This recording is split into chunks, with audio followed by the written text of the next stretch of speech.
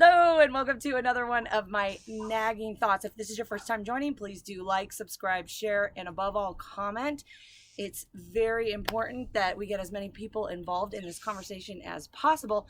And before we get to this week's topic, which is to answer the question, what is the one thing that you wish you knew before you got married?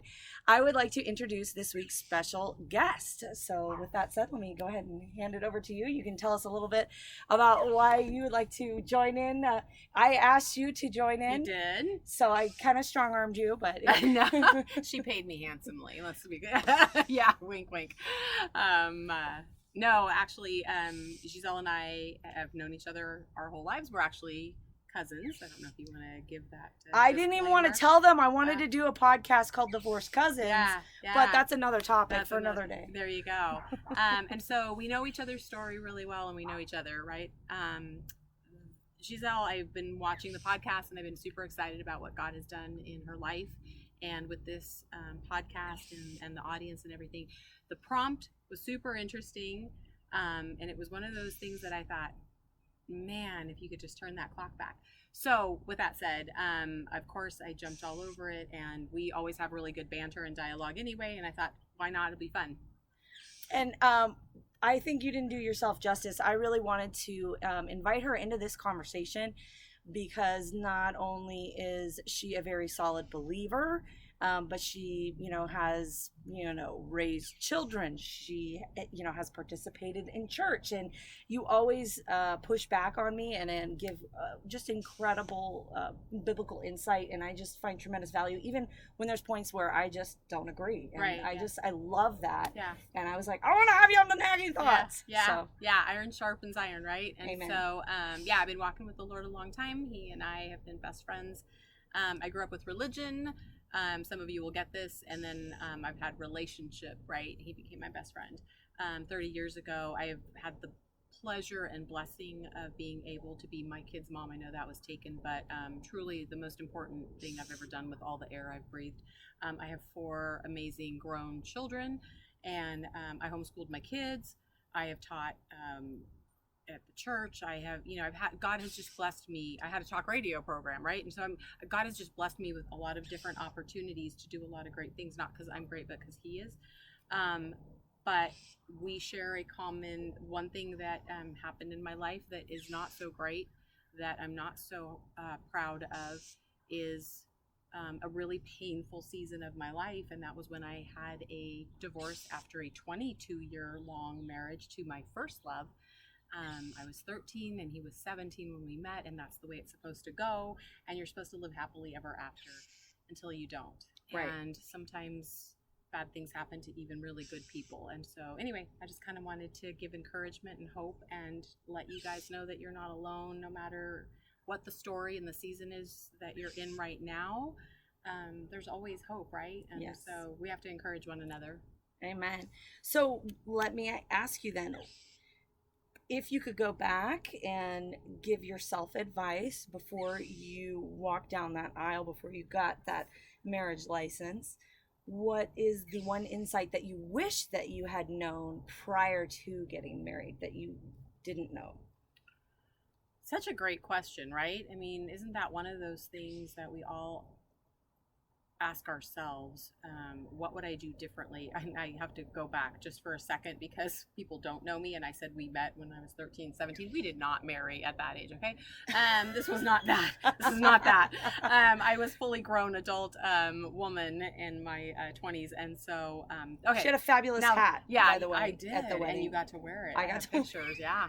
It was fashion. But you know what I really wish that I knew? There's several things. How do you narrow it down? I don't even know how to narrow it down. I know. We might have to do multiple episodes. We might, because the very first thing I always think, first thing that popped into my head was, I wish I knew my value. When I got married. I wish I knew how valuable I was. That was not a message that was conveyed in my childhood and my upbringing, whether purposeful or not, right? It was my value felt that I was worth whatever I could do. And the more I did for others, the more valuable I was. It was a conditional kind of value. It wasn't God's love, right? It wasn't grace. It was like transaction. Correct. Yeah. It was a transactional thing. And so because of that, I carried that into my marriage, did not know that as a young bride. I thought a good helpmate he does this and I'm doing that. And the more I do, the more he will love me and the more he will show love to me and he will want to spend time with me and all of those things, right? And so that was the first thing that popped into my head. So you touched on two things, and I was so we did not discuss this ahead of time because I wanted it to be organic for you guys. But it's interesting because I would actually say the same thing for the first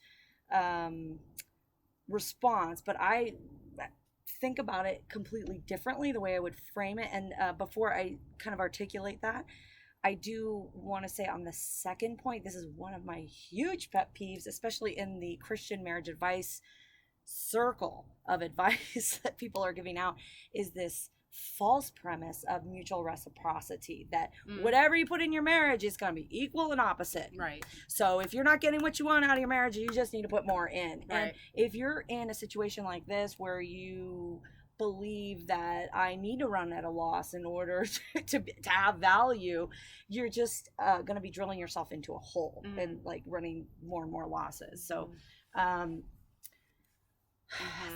so that's a huge topic that I would love to explore in much more detail. And I don't know if we have time for that today, but I did want to tell you how I kind of think about this. I haven't thought about it really in the terms that you have just presented it. And I'm going to have to think about that more, because what I wish I had known that really relates to this like transactional assumption on how relationships work, not just with marriage, but with God. I wish I had known that it's like, if you look at all of the Christian marriage premarital advice that's out there, and even in a lot of the Christian marriage books, they give you a checklist of things to set you up for success. Right. Be equally yoked in the faith. Right. Wait until you're married to have sex. Right. I'm trying to think of one of the other really, fundamental ones, but there's like a basic checklist of things. Right. Oh, that's what it is. Also, make sure that you're not, falling in love just based on sexual chemistry or superficial external things, but really look at the character of the person and what's on the inside. So, as a young person in love, I'm like, check, check, check, check, not realizing at all that what I'm placing my faith in is in this checklist, not in God. And I remember at my wedding, we had a engagement photo that people could sign. Yeah, I remember, I was there. And that was our sign-in book or whatever, which I loved that idea. Right. And my friend's son, I remember he wrote on there, "Good luck," and then he signed his name. And that's like one of those yearbook things, like, remember me, good luck. I mean, he was. Yeah, he was either young. Preteen or teenage boy. And I remember laughing in my spirit. With that simple truth, right? Well, I had an arrogance when I saw that. I was like, pish posh, I don't need luck. Right. I have God. As if being a Christian means that the enemy cannot touch me or my marriage, which is an absolute falsehood. And bigger than that, it's the complete opposite. Yes, your target. Yes, and I knew. I mean, in our marriage, we were writing at the time that our marriage took the biggest hit. We were writing separately and collectively. We had our church had a newsletter, and it was called One Flesh, and so it was his heart. I won't say his name, and then my heart, and we wrote same topic but separate perspectives for this newsletter, right? And for church, and we were doing couples counseling, and he was promise keepering and I was homeschooling. I mean, literally, we were the epitome. People thought we were the perfect couple, perfect family, 4 kids, beautiful family. And so, we do all the right things, but because, and here's what I knew, here's what I figured out in my situation. Some of you are going to have kids and some of you are not in the situation, but for me, I knew that we were not the target. Our kids were the target. The enemy was trying to divide our household, because right? The enemy is always after the next generation, right? To infiltrate and to Right. and to pull apart. And so that foundation, I felt in my spirit that is what we were not the target. We had targets on our back, but we were being pulled apart so that the enemy could then infiltrate the thing that we were supposed to be guarding and protecting. So you felt the spiritual attack primarily on your, like, at the threat to your kids. Right. That In makes order sense. to try to, pull it apart. But like you're saying, the checklist that, right, you think I've done it all right. I looked it up and I referenced it that I want to share with people. One of the books that it's a pretty great Christian author, Gary Chapman. Mm-hmm. He wrote I blended two different authors there. It's Gary Thomas. Like a singer. Yes, sorry. Stephen Chapman and Gary. Yeah, just listen. I am not a people person. I don't really you can care. Tell we didn't rehearse this. Yes, I care about ideas. I don't really attach to people. I attach to ideas. So I'll try not to take that personally. I'm calling my therapist. What's your name? Yeah. So his book Sacred Marriage, he has made this statement many, many times, that he says infatuation has a shelf life, statistically speaking, of 12 to 18 months. So, I waited 5 years before I got married. Oh, I'm like, so did I. No problem. It's another checklist. Right. The problem is these are extra biblical promises where you are putting your trust in statistics and not in God. Right. And it just well, and you know what's set funny? me up for failure, because I thought, hey, our marriage, we're not like the world. We're gonna survive, right? Because we know the truth. Yes, we waited 5 years. See, and I always go back to Paul, right? And so Paul, we think that we have this, again, checks and balances, equality thing in our mindset, equity, that if we do X, we get Y, right? And so if we're doing the right thing, things will work out right. People like the world likes to call it karma. And if that was true, then good things wouldn't happen to bad people, but we all know that it does.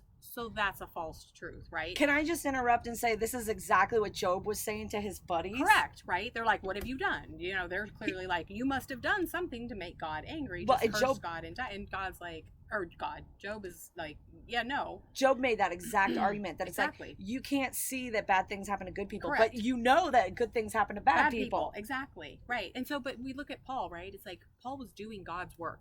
Paul was exactly in God's will, and yet God allowed Paul the shipwreck, to be in prison, and we think, well, why are all these bad things happening, right? And so even though bad things were happening, God still wanted to use those things, and right? And so that's what I love about what you're doing here. It's like beauty from ashes, right? Amen. It's like we can't change, because especially when it comes to marriage, it takes two people.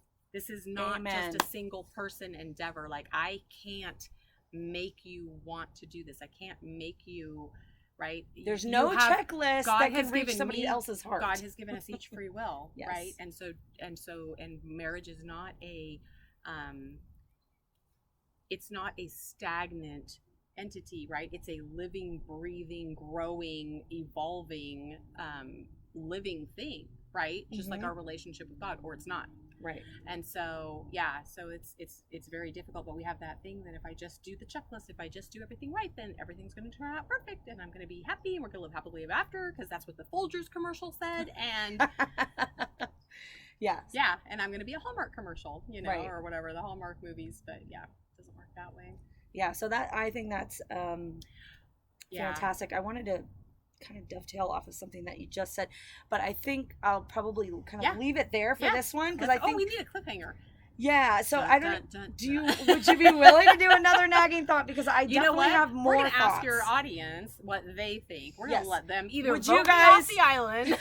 Would you guys like more nagging thoughts or bring you back to the beautiful south of France, where we're not? But I wish that was what I voted for. So we will go on location. I'm getting more on the road. Yes. Yeah. I'm getting monetized. Secret working on it. This is our secret a secret location on the road. Mm-hmm. Yeah. So, do you recognize that mountain behind us? Hopefully not. Yeah. I don't want anybody getting doxxed. That's right. Anyway, I do appreciate your time very much. I hope that these conversations are edifying to you, that they bless you, and that ultimately they're helping to point people towards God and not making an idol out of any lesser form of God, be it your church, your spouse, your marriage, your pastor, your whatever.